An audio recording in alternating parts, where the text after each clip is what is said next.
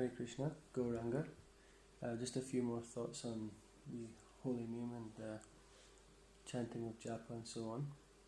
I was thinking about this point. I was listening to Vishnu Jan Swami Kirtans, and I've also been listening to lectures by His Grace Tribhuvannath Prabhu. Both of them were really, really powerful devotees, world recognised by all the devotees. There's very few devotees who will ever criticise what they did in the time they were with us. And I had this kind of thought that, these devotees that give really powerful classes, and did huge preaching, they were, not only were they very austere, that's one thing, but as Prabhupada says, our main austerity is to chant the holy name, So, and that's one thing that they did, very, very strictly. And there's so many cases of these types of devotees that done huge preaching services, and when you find out what their sadhana was like, then it's clear that this point is definitely there, that, as Krishna says in the Bhagavad Gita, ye yathan mam prapajate tam sateva bhajamyaham mama vat manuvartante manushya partha sarvasaha, that as they surrender to me, I reward them accordingly, right? So, and I had kind of had a little bit of a sit down and a think before obviously I'm going to speak about it, who are some of these key personalities that had that incredible sadhana, and were also had shown that sadhana works, with the output being, such incredible service that they did, what they gave to this movement, So I said one example there was Vishnu Jan Swami. Vishnu Jan Maharaj, from day one of his Krishna consciousness, was, in those days, pretty much the only service was Harinam. So devotees went out on Sankirtan for like 10 hours a day, They had their full morning program in the morning, and then they just went out on the street. Right after class, they hit the street, came back, had breakfast, hit the street, came back, had lunch, hit the street, so on, Just constant Sankirtan, constant chanting. Vishnu Jan Swami was famous that his hands were so burst from playing Mridanga that he sellotaped these coins onto his hands and then wore gloves, black gloves, like rubber gloves or something, and he would play Mridanga just endlessly, And all the devotees, Vyasaki Prabhu, wrote a book about the Radha Damodar travelling party, of which a massive chapter was on Vishnu Jan Maharaj. And he spoke that, now again, when I say that, he was the first person up, that's a big feat, because in those early days, the devotees were so austere. Being the first one up meant something like 2 o'clock in the morning. Most devotees slept about 5 hours, and they all got up about 3, maybe even half 2, So whoever got up first, they would always find that Vishnu Jan Swami was sat there chanting the holy, either chanting japa or sitting on the harmonium, singing Hare Krishna, and he was fully absorbed, just chanting Hare Krishna, constantly, all throughout the day, chanting, non-stop. And at the end of the night, after all that 12 hours of Harinam and all these Krishna book readings and hot milk sessions talking about Krishna, and serving in the kitchen talking about Krishna, and then they would have artis, like they would do the late night artis and all this kind of thing, right to almost like 9:30, 10 o'clock there was engagement. And then when they finally took rest, whenever everybody was going to sleep, there was Vishnu Jan Swami. He was still sat there chanting some extra rounds, or sitting on the harmonium, or playing with the mridanga or something, First person up, last person down, and at all times chanting the holy name, full absorption, 24/7. And then, his preaching was so successful, so many devotees would join because of Vishnu Jan Swami, or they wanted to go on the Radha Damodar book distribution party because of Vishnu Jan Swami, In fact, actually, His Holiness Indra Swami, he tells a story about that, and it was Vishnu Jan and a couple others that he wanted to join because of. He wanted to be part of a movement that had those kind of people in it, And to go on an offshoot there, so there's Indra Swami. Indra Swami was famous for being called Mr. Festivals. And he, this Polish tour. What is Polish tour? It's just basically, 6 hour, 7 hour kirtans along the beach, huge kirtan festivals in the Woodstock, kirtans all over the different cities of Poland, And then when he was in New Mayapur, there was a time when both him and Bibi Govinda Maharaj were in New Mayapur.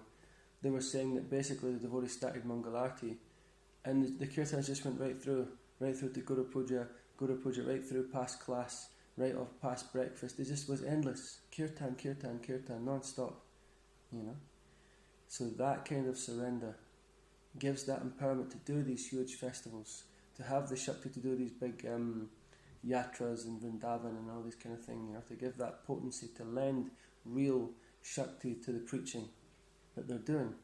Hence is why you can take on disciples, you can take on leadership and so many things, Another example, Tribhuvannath Prabhu I mentioned there, he, of course, was only I think he was 17 or something when he joined. And, again, because even in London also the devotees would like that same program, getting up super early, chanting so much rounds, doing so much service, and going out all day on kirtan parties in the street. He was already running a temple at that point. And he makes a joke in one of these Prabhupada Memories DVDs. He said that the first time his mum and dad found out that he had joined the Hare Krishna movement, they were advertising him as being the leader, because he was the temple president at 17-year-old. So his parents don't even know where he is, and all of a sudden they find out he's the temple president. He's the leader he's getting advertised. They don't know the difference, right? So the press said, and here we're meeting with the leader of the Hare Krishna movement, right? He was So and this is how it was. He went off and he took devotees into Africa, South Africa, dangerous places, and still to this day, all these different roving gangs and criminal organizations and countries run by dictatorships. The devotees go in there, were preaching in these places. They could have been killed at any time, and devotees did get killed in some of these parts of the world. But Tribhuvannath Prabhu was going around all these villages with kirtan, and he hardly slept, he hardly ate. He was so austere. There's so many stories of his taste for Prabhupada, his love for Prabhupada, should I say, and his taste for Prabhupada's teachings, and his solid nature to ISKCON. He would come back, at any time in the night. Maybe he'd come back to the manor, or maybe he'd come back to Soho Street, or whatever it is. He would just sleep in the hallway or something, and just go get a shower, go to Mangalarti.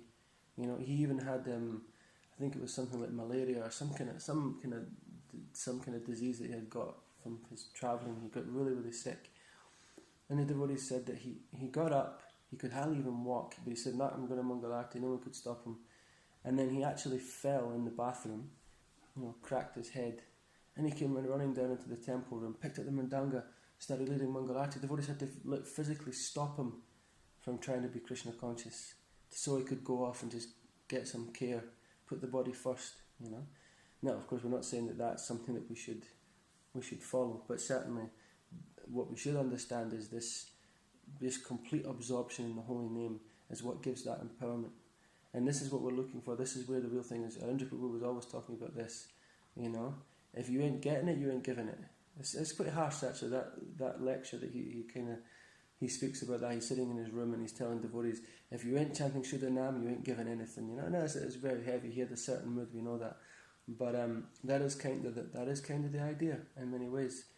Krishna consciousness is, in the real sense, about connecting with the Supreme Personality of Godhead through His holy names, through daily worship, through the reading of Prabhupada's books, through raising our kids and families, through doing our jobs, or through doing our whatever it is in Krishna consciousness, but understanding above anything else that Krishna consciousness is the only key, is the only answer, and the topmost practice being the chanting of the holy name and the Yuga Dharma Harinam Sankirtan.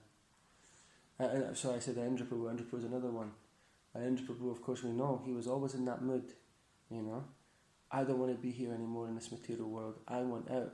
So for him, of course, being a strict, staunch, brahmachari, Babaji Maharaj, essentially, he was just constantly chanting. We hear that he was at first, in his early years he was doing the 64 rounds. Then he got into doing 128 every single day.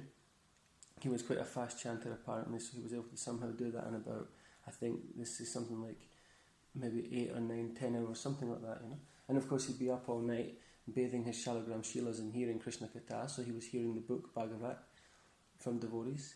And then of course his 6 hours of kirtan every day. So again, complete absorption. So when you hear his classes, realizations left, right and centre, you know.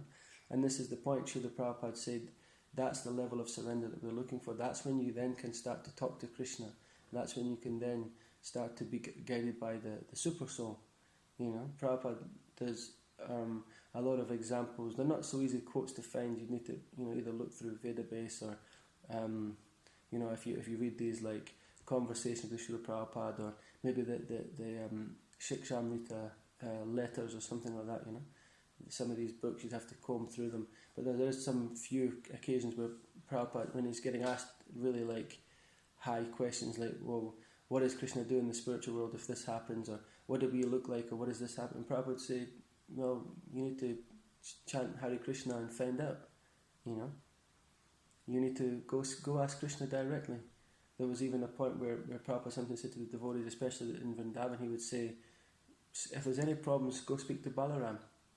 Now, of course, we can't just go and just waltz up and speak to Balaram if we're not qualified. So how do we become qualified? Hare Krishna, Krishna Krishna, Hare Hare, Hare Rama, Rama Rama, Hare Hare. And there's a quote here from the Srimad Bhagavatam lecture, Bombay, December 4, 1974, and Prabhupada says that just like if you want to talk with some big man, then you must have qualification. Is it possible that if you want to talk with a big man here, immediately when you like? No. You must be fit to talk with him. Similarly, Krishna is ready to talk with you. He has descended in the Archamurti to talk with you, to be visible to you. Now make yourself ready and fit to talk to Krishna. Then he will exchange conversation. So Krishna is waiting for us to become qualified. And this process is all geared towards becoming ready and prepared to deal with Krishna. Because that's what we're going to do in the spiritual world. If we're able to go and eligible to go back home to back to Godhead, which is what this Krishna consciousness movement is all about, which is the process that the pure devotees, Srila Prabhupada and our Guru Maharajas in that line have given us. If we're eligible to go, then that's what we're going to do. Every single day we're going to be around Krishna. Every single day we're going to be serving. So here in this material world we're learning how to serve. We're learning how to become qualified. You know, so these realizations, they can only come if you really deeply surrender. Otherwise, because we see this, I've often asked this myself. I used to see devotees giving class, and I'd be thinking, I've read the Bhagavatam, I've read it myself personally, I've read it several times, I've read the CC, so on and so forth, read all the books. You know, I'll do 25 rounds, I'll do my 30, I'll do my 40, whatever it is, you know. But I'm thinking, where's these really extra special realizations coming from? Because the depth of sadhana. Krishna is guiding these devotees. Prabhupada, of course, we know that he's the pure devotee coming from the spiritual world to be here and to take, you know, it's an extra special role what Prabhupada has. Hence the reason why he is the Acharya, you know, for the 10,000 years. But still, nonetheless, the process he gave us, you know, when he said, it's not my purpose, it's Krishna speaking through me. So we can also have that. I'm not saying it's easy, that's another thing, but that's the point. Krishna can guide us, right? Krishna can manage us if we want to. That's what empowerment is. You know, when we go out in book distribution, you know, I used to find all the time I could be funny, I could use looks, I could use whatever it is, I could play off the person's personality or whatever it is. But that only gets you so far. Sankirtan means that the Lord is using you to connect to that other living entity. His energy, not ours. You know, we're not whatever limited material energy that we can manipulate, and certainly not whatever limited spiritual energy we can tap into if we do not improve daily what we have already. You know, who was another example? Yeah, Tamal Krishna Maharaj. Tamal Krishna Maharaj, again, he joined in that time when devotees were out in the street for hours and hours and hours and hours. But also, above and beyond that, he used to give lectures on chanting, and he was always telling his disciples and telling devotees, get your rounds done before Mangalarti. Now, in this modern age, especially for Grihastas, that's an almost impossible thing. But I have heard about devotees who would get up, and every single day, there's some devotees, Amarendra Prabhu speaks about this in one of his lectures, about a devotee who gets up and chants 32 every day before he even goes to his work.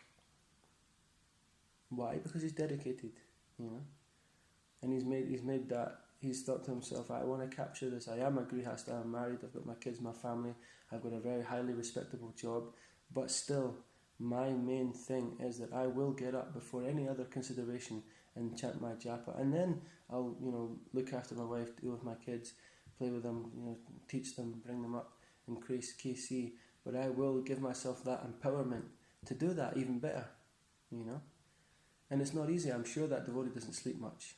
I'm sure that devotee probably, sometimes it was really stretched out, but he's understood that if I want to give the best to my family, I must give the best to them through KC. And KC means, high level of chanting, high level of understanding of the philosophy. The two things work hand in hand, even more than we could even imagine.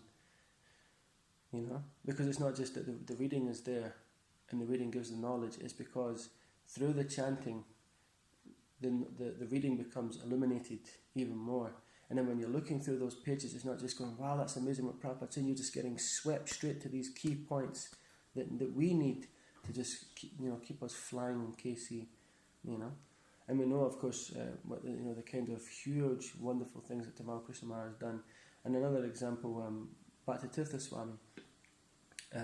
Again, the kind of, His Holiness Radhanath Maharaj speaks about this in several, maybe like 3-4 long videos about Maharaj's life, and he said his minimum every day was his minimum was at least 25, but regularly 42. And then, and we know that the kind of preaching that he done, he went to these, science, colleges, and he went and spoke about whether it was UFOs or different natural and unnatural phenomenons. He spoke about attachments, fears, traumas, psychology, psychiatry, and he spoke to all these different people from so many different angles of vision. Really, really unique, even to this day in the movement. Even though we have so many bridge preachers and so many different kinds of devotees, still Bhattitirtha Swami's lectures were so unique. And again, taste for the holy name. He was also another person whose kirtans would go on and on and on for hours and hours and hours, because there was such deep connection. So we know that when Krishna says, when Lord Chaitanya, in this case, to spread the Sankirtan movement, says, I have got so many seeds, I've got so many fruits to give, so I want you to go out. But what that means is become empowered and go out, And again, that the empowerment comes from surrendering to the holy name and to the Yuga Dharma. So I hope that is quite inspiring. I myself, try to take a lot of,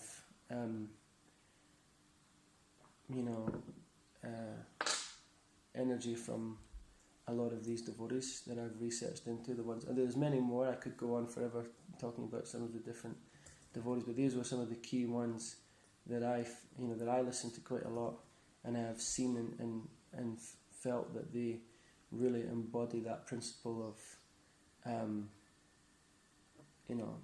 really empowered Krishna consciousness. And of course, Prabhupada's teaching of speak to the deity and be guided by Krishna in the heart, because it is possible, because they've done it, Srila Prabhupada ki jai, Yuga Dharma Harinam Sankirtan ki jai, Nitai Gaura Premanandi Hari Hari Bol.